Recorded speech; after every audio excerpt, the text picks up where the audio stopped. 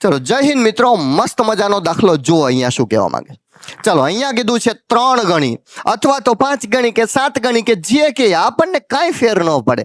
ચલો અહીંયા 3 ગણી કીધું છે તો અહીંયા કેટલા લખવાના 200, એક ઘટાડી દેવાના. 5 ગણી કીધું હોય તો અહીંયા કેટલા લખવાના 400, 8 ગણી લખ્યા હોય તો કેટલા કરવાના 700, 9 ગણી કીધું હોય કેટલા 800, એક ઘટાડી દેવાનો તો અહીંયાથી એક ઘટાડીને પાછળ 100 એટલે 200 છે.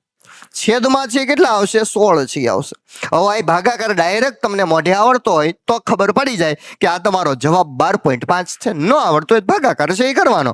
આના છે 4 વડે છે ભાગાકાર કરો એટલે ચોકો ચોકો 16, 4 પંચા ને 20, 50 ભાગ્યા 4, 50 ના અડધા કરો એટલે 25, 25 ના અડધા 12.5 થાય. આ જવાબ બનશે.